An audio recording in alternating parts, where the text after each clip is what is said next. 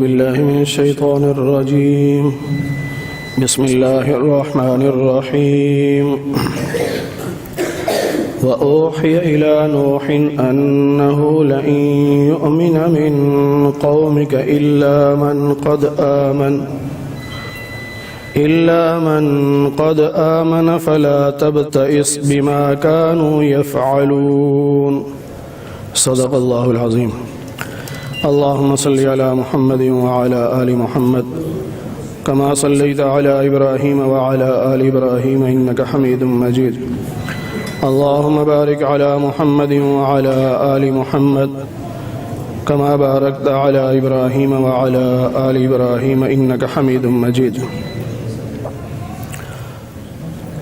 12ویں پارے کا چوتھا رکوع سورہ ہود کی آیت نمبر 36 سے درس کا آغاز ہو رہا ہے. تیسرے رکوع میں سیدنا نوح علیہ السلام کا اپنی قوم کو دعوت دینا، ان کا انکار کرنا اور پھر ان کا کچھ مطالبات کا پیش کرنا، اور ان مطالبات کے پورا نہ ہونے کے بعد قوم کا یہ کہنا کہ جس عذاب سے آپ ہمیں ڈراتے ہیں وہ عذاب لے آئیں. اس کے بعد چوتھے رکوع میں بھی نوح علیہ السلام کا واقعہ بیان ہو رہا ہے. آپ علیہ السلام نے ایک لمبی چوڑی دعا کی جو سورہ نوح میں موجود ہے 29ویں پارے میں، اور اس میں ایک بددعا یہ کی، رب لا تذر علی الارض من الکافرین دیارا، اے اللہ زمین پر کسی کافر کو زندہ نہ چھوڑ، ان کا کوئی گھر باقی نہ رہے. اللہ تعالیٰ نے وحی بھیجی نوح علیہ السلام پر کہ انہ لن یؤمن من قومک، آپ کی قوم کے اب باقی افراد ایمان نہیں لائیں گے. جو ایمان لے آئے وہ لے آئے اور ایمان نہیں لائیں گے، لہٰذا اب ہمارا عذاب آئے گا. اس عذاب سے بچنے کی آپ تیاری شروع کریں. وہ تیاری کیا ہے؟ وَاصْنَعِ الْفُلْكَ، کشتی تیار کیجئے، بِأَعْيُنِنَا، ہماری آنکھوں کے سامنے، یعنی ہم دیکھ رہے ہیں، وَوَحْيِنَا، اور ہمارے حکم سے تیار کیجئے، جیسے جیسے ہم بتاتے جائیں ویسے ویسے بناتے جائیں. انسان کی ضرورت کی جتنی چیزیں تھیں اللہ تعالیٰ نے مختلف انبیاء علیہ السلام سے وہ چیزیں بذریعہ وحی بنوائی ہیں. تو یہاں کشتی بنوائی، اور کشتی بھی نام کی کشتی تھی، یوں سمجھیے کہ بحری جہاز تھا. 150 فٹ لمبا، 50 فٹ چوڑا، 150 گز لمبا، 50 گز چوڑا اور 30 گز اونچا اور 3 منزلہ. اور اس دور میں اللہ تعالیٰ نے آپ سے سلائڈنگ کھڑکیاں بنوائی. جہاز کے اندر جو روشن دان تھے وہ سلائڈنگ تھے. اللہ نے فرمایا کہ ان سب نے غرق ہونا ہے، تو ظالموں کے بارے میں آپ نے مجھ سے کوئی بات نہیں کرنی. اب آپ کشتی بنا رہے ہیں، جب بھی وہ کافر لوگ وہاں سے گزرتے مذاق اڑاتے کہ کشتی کہاں چلاؤ گے، یہ تو پہاڑی علاقہ ہے، یہاں کہاں سے پانی آئے گا، مذاق اڑاتے تھے. تو نوح علیہ السلام نے فرمایا ان تسخروا منا، اگر تم ہمارا مذاق اڑا رہے ہو نا تو سنو، جس طرح تم مذاق اڑا رہے ہو اسی طرح ہم ایک دن تمہارا مذاق اڑائیں گے. ان قریب تمہیں پتہ چلے گا کہ اللہ کا عذاب کس پہ آتا ہے، کون دنیا میں ذلیل ہوتا ہے اور کون ہمیشہ کے عذاب کا مستحق بنتا ہے. کشتی تیار ہو گئی، آسمان سے بارش برسنا شروع ہو گئی، اللہ کا حکم آ گیا، زمین سے چشمے نکلنا شروع ہو گئے. حتی اذا جاء امرنا، یہاں تک کہ جب ہمارا حکم آیا. وفارت تنور، تنور سے مراد تندور بھی ہے کہ لوگوں کے گھروں کے جو تندور سے وہاں سے ہی پانی نکلنا شروع ہو گیا. جب پانی خوب نکلا زمین سے بھی آسمان سے بھی، تو اللہ کہتے ہیں کہ ہم نے پھر نوح علیہ السلام سے فرمایا قُلْ نَحْمِلْ فِيهَا مِنْ كُلِّ زَوْجَيْنِ اثْنَيْنِ، ہر چیز کا جوڑا جوڑا کشتی میں سوار کر لیجئے. بعض لوگ اپنے عقل کے پیچھے چلتے ہیں نا، بعض لوگ نہ قرآن سمجھتے ہیں نہ حدیث سمجھتے ہیں، عقل کے پیچھے چلتے ہیں۔ وہ جی شیر کو بھی سوار کیا ہوگا، بکری کو بھی کیا ہوگا، تو شیر نے بکری کو نہیں کھایا؟ ایک کشتی میں شیر بھی ہو بکری بھی ہو، یہ کیسے ہو سکتا ہے؟ وہ عقل کے پیچھے چلتے ہیں۔ اور بھائی اللہ تعالیٰ نے نوح علیہ السلام کو حکم دیا، انسان کی ضرورت کی جو چیزیں ہیں، جو جاندار انسان کی ضرورت کے ہیں اور وہ پانی میں زندہ نہیں رہ سکتے، ان جانوروں کا جوڑا جوڑا کشتی میں سوار کر لیجئے۔ شیر تو انسان کی ضرورت نہیں ہے، اس کو نہیں سوار کیا۔ اب کہیں گے تو شیر تو سارے مر گئے ہوں گے، کہاں سے آئے ہوں گے؟ وہ جس رب نے پہلے شیر کو بنایا بعد میں نہیں بنا سکتا؟ کیسی عجیب باتیں کرتے ہیں۔ یاد رکھیے گا، جو شخص اپنی عقل کے پیچھے چلے گا وہ گمراہ ہو جائے گا، وہ ہدایت کے راستے پہ نہیں رہ سکتا۔ ایمان اسی چیز کا نام ہے کہ سرنڈر کر جاؤ، بس میں کچھ نہیں، میری عقل کچھ نہیں، اللہ کے رسول نے فرما دیا میں نے مان لیا، اللہ نے فرما دیا میں نے مان لیا، بس۔ ایک آدمی آج کل آپ کے قریب لاہور میں خطیب اٹھا ہے، اپنے آپ کو بڑا مفسر قرآن سمجھتا ہے۔ ابھی ایک کلیم مجھے کسی نے بھیجا، کہتا ہے کہ تمہارا عقیدہ یہ ہے، اس کا مطلب ہے اپنے آپ کو ہم سے الگ مان لیا نا، یوں نہیں کہا ہمارا عقیدہ، کہتا تمہارا عقیدہ یہ ہے، اس کا مطلب ہے کہ وہ دیوبند نہیں ہے، وہ سنی نہیں ہے، کیونکہ اہل سنت والجماعت علماء دیوبند کا عقیدہ وہ نہیں ہے جو وہ کہہ رہا ہے۔ ہم سب کا عقیدہ یہ ہے، تمام نبی اپنی اپنی قبروں میں زندہ ہیں، جو وہاں جا کے سلام پیش کرتا ہے اس سلام کو سنتے ہیں، سلام کا جواب دیتے ہیں، حتیٰ کہ جو نبی کی قبر پہ حاضر ہوتا ہے نبی اس کو دیکھتے بھی ہیں۔ خطبات حکیم الاسلام میں قاری محمد طیب صاحب رحمۃ اللہ علیہ لکھا ہے باقاعدہ، ہمارا تو یہ عقیدہ ہے۔ تو کہتا ہے اچھا تمہارا یہ عقیدہ ہے کہ نبی دیکھتے بھی ہیں، تم نے قبر میں کیمرے فٹ کروائے ہیں؟ کیا یہ گستاخی نہیں ہے؟ اس سے کیا پتا چلا کہ اس مولوی کو کیمرے پر تو یقین ہے، نبی کے ارشاد پر یقین نہیں ہے۔ یہ کون سا ایمان ہے؟ کیمرے پر یقین ہے کہ کیمرے کے ذریعے دیکھا جا سکتا ہے، اور نبی کہیں کہ میں نے موسیٰ علیہ السلام کو قبر میں نماز پڑھتے دیکھا، اس پہ یقین نہیں ہے۔ اللہ کے نبی فرمائے کہ تم جب قبرستان جاتے ہو تو قبر والا تمہیں پہچانتا ہے، نبی کی بات پہ یقین نہیں۔ اللہ کے نبی فرماتے ہیں کہ جب تم قبرستان جاتے ہو تو تمہارے چپل کی آواز بھی قبر والا سنتا ہے، تو پھر تمہارا ایمان کیا ہوا؟ اس لیے میں کہتا ہوں جو عقل کے پیچھے چلتا ہے وہ گمراہ ہوتا ہے۔ اس لیے کل کو وہ کہہ دے گا تیری ہی اس بات پر کہ کیا تم نے کیمرے فٹ کیے ہیں، تو کوئی اور بھی کہنے والا کہہ سکتا ہے نا کہ جی قبر میں منکر نکیر کہاں سے آتے ہیں؟ کیا تم نے کوئی دروازہ رکھا ہے، کوئی کھڑکی رکھی ہے؟ کیسے آتے ہیں؟ جیسے فرشتے ساری بند قبر میں رب کے حکم سے جا سکتے ہیں، ایسے ہی قبر کے اندر سے نبی امتیوں کو رب کے حکم سے دیکھتا ہے۔ بھائی آج کل تو یہ شیشے نکل آئے، آپ دفتروں میں دیکھیں، گھروں میں دیکھیں، گلی کی سائڈ پہ شیشہ لگایا ہوتا ہے کہ باہر سے نظر نہیں آتا، اندر سے نظر آتا ہے کہ نہیں؟ شیشے آپ لگاتے ہیں، آپ کے کمرے سے باہر نظر آئے گا، باہر والوں کو نظر نہیں آئے گا کمرے میں کیا ہو رہا ہے۔ تو کیا رب ایسا نہیں کر سکتا کہ نبی کو باہر نظر آئے، باہر والوں کو اندر نظر نہ آئے؟ عجیب لوگ ہو تو۔ بس یہ بات یاد رکھیے گا، جو عقل کے پیچھے چلے گا وہ گمراہ ہوگا، اور جو عقل کے پیچھے چلتا ہے وہ پھر مماتی بھی بنتا ہے، یزیدی بھی بنتا ہے، ناسبی بھی بنتا ہے، وہ خارجی بھی بنتا ہے۔ اہل سنت والجماعت کی نشانی ایک ہی ہے کہ وہ اللہ اور اس کے رسول کے فرمان کو ایمان کی بنیاد پر سمجھتے ہیں، عقل کی بنیاد پر نہیں سمجھتے۔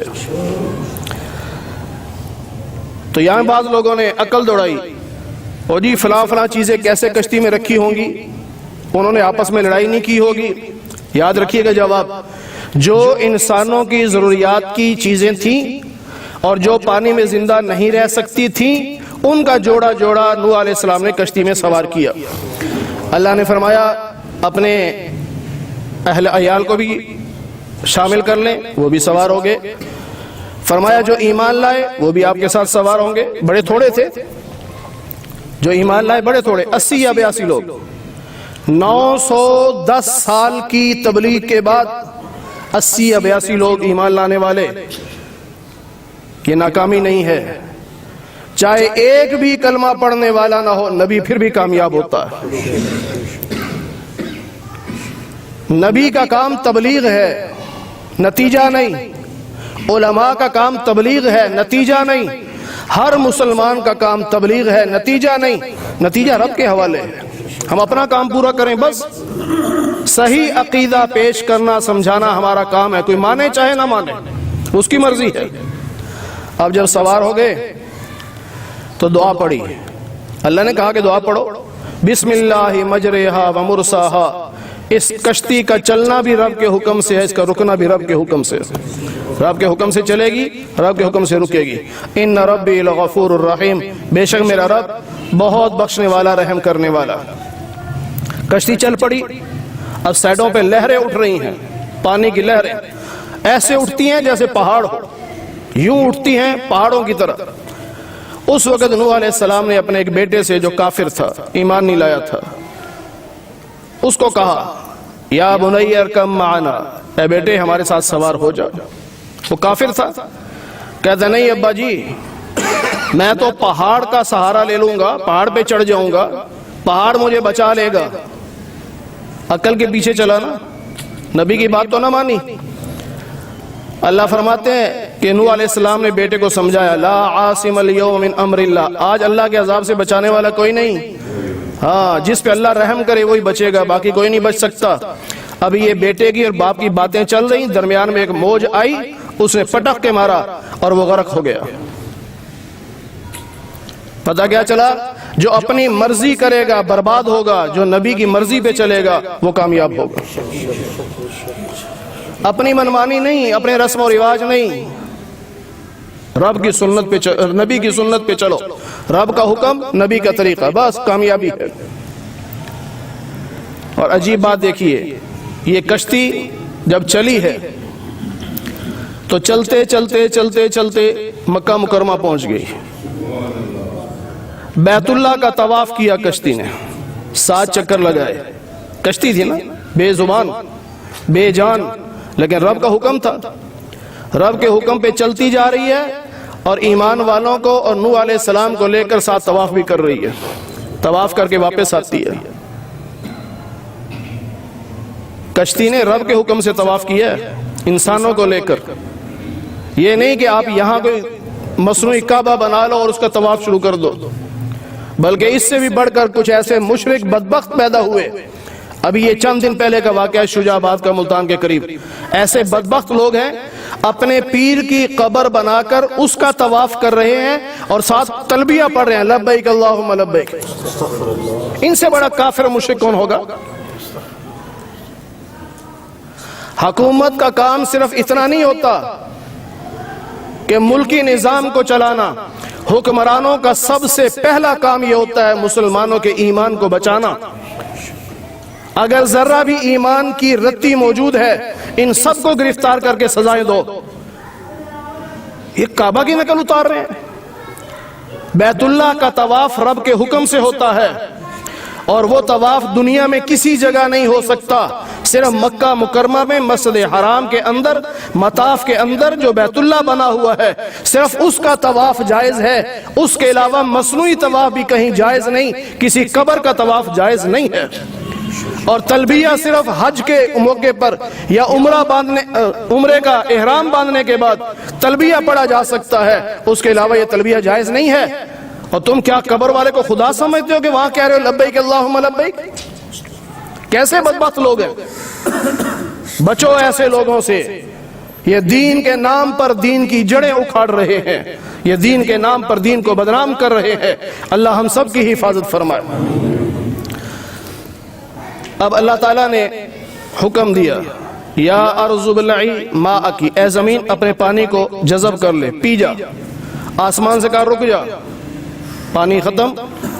اللہ کے حکم سے پہاڑی تھی ایک جودی پہاڑ، عراق میں، وہاں آ کر وہ کشتی رکی ہے اور کہا گیا ظالموں تمہارے لیے دوری ہے، یعنی رب کی رحمت سے تم دور ہو۔ رب کی رحمت کے قریب وہی ہیں جو ایمان والے ہیں۔ یہاں ایک اور عجیب واقعہ لکھا ہے، ایک بڑھیا تھی، نوح علیہ السلام کا کلمہ پڑھا، جب اللہ نے کہا نا کشتی تیار کرو تو نوح علیہ السلام اس کے پاس گئے، وہ دور ایک جھونپڑی میں رہتی تھی، جائے گا اماں اللہ کا عذاب آنے والا ہے تو میں آؤں گا آپ کو لے جاؤں گا۔ اس کو پیغام دے کے آگے، اور ادھر جب طوفان آیا، سیلاب آیا، بھول گئے۔ جو قریب قریب لوگ موجود تھے ایمان والے کشتی میں سوار ہوئے، کشتی چل پڑی، آپ کو خیال ہی نہیں رہا۔ 6 مہینے کشتی پانی میں چلتی رہی، 10 محرم تھا جب یہ جودی پہاڑ پہ آ کے رکی ہے۔ اب نوح علیہ السلام کو یاد آیا کہ میں نے تو بڑھیا سے کہا تھا، وہ تو بیچاری پانی میں ڈوب گئی ہوگی، غرق ہو گئی ہوگی۔ آپ گئے، جا کے دیکھا کہ جھونپڑی ہے۔ اس بڑھیا نے جب دیکھا نوح علیہ السلام کو تو اپنی چادر اٹھا کے دور سے کہنے لگی نوح چلے، آ رہے اللہ کا عذاب۔ تو نوح صاحب حیران ہو گئے، انہوں نے کہا اماں 6 مہینے سیلاب رہا ہے، آپ کے پاس نہیں آیا؟ اسے کہا نوح چاروں طرف پانی تھا لیکن میری جھونپڑی میں ایک قطرہ بھی نہیں آیا۔ رب جب بچانے پہ آتا ہے تو یوں بچاتا ہے، اللہ اپنے بندوں کو یوں بچاتا ہے، اسی ماحول میں بچائے گا۔ رب چاہے تو آگ کو گلزار بنا دے، رب چاہے تو دریا میں راستے بنا دے، رب چاہے تو سیلاب میں جھونپڑی میں کو بچا لے، کہ رب کے کام ہیں۔ لیکن کب ہوگا؟ جب ایمان مضبوط ہوگا، اللہ پر یقین ہوگا، اللہ کے نبی پر یقین ہوگا۔ اگر اپنی عقل کے پیچھے چلیں گے تو پھر ایسی مت ماری جائے گی کہ اس قبر کو بھی قبر نہیں مانیں گے۔ ایسے لوگ بھی ہیں اپنے آپ کو بڑے علامہ فہمہ کہلواتے ہیں، اور حقیقت کیا ہے؟ اس قبر کا انکار کرتے ہیں، کہتے ہیں یہ قبر نہیں ہے۔ بھئی یہ قبر نہیں تو پھر جو اس قبر کو سجدہ کرتے ہیں آپ انہیں کیوں کہتے ہو کہ یہ قبر پرست ہے؟ مٹی کے ڈھیر کو سجدہ کرتے ہیں، تم قبر کو قبر نہیں مانتے نا، مٹی کا ڈھیر مانتے ہو، تو پھر اس کو مٹی کا ڈھیر کہا کرو نا، قبر کیوں کہتے ہو؟ عجیب لوگ ہیں۔ نبی پاک صلی اللہ علیہ وسلم نے تو فرمایا اسے مٹی کا ڈھیر نہ سمجھو، یہ جنت کے باغوں میں سے ایک باغ ہے، یہ جہنم کے گڑھوں میں سے ایک گڑھا۔ یہ کہتے ہیں نہیں، نہ یہاں عذاب ہوتا ہے نہ ثواب ہوتا ہے۔ اب بتاؤ کیسے سمجھائیں ان کو؟ عقل ہی کام نہیں کرتی ان کی۔ یاد رکھیے جب انسان گستاخی کرتا ہے نا عقل ماری جاتی ہے۔ شرک بھی تو گستاخی ہے نا، شرک اللہ کی گستاخی ہے۔ جب رب کی گستاخی کرتے ہیں تو مشرک بن جاتے ہیں، جب نبی کی گستاخی کرتے ہیں تو مماتی بن جاتے ہیں، جب آل رسول کی گستاخی کرتے ہیں تو پھر ناسبی بن جاتے ہیں، مت ماری جاتی ہے۔ پھر قبر دیکھ کر بھی قبر نہیں مانتے، کہتے قبر نہیں ہے۔ مولانا محمد اسماعیل محمدی رحمت اللہ علیہ، اللہ آپ کی قبر پہ کروڑوں رحمت نازل فرمائے، فرمایا کرتے تھے باطل کے پہچاننے کی نشانی یہ ہے اس کے نظریے میں تضاد ہوگا، اس کے نظریے میں تضاد ہوگا۔ ایک طرف کہیں گے یہ قبر نہیں، یہ آپ کا نظریہ قبر نہیں، لیکن ایک آدمی جا کے سجدہ کرتا ہے تو پھر کیوں کہتے ہو قبر کو سجدہ کر رہا ہے؟ اس کا مطلب مان لیا۔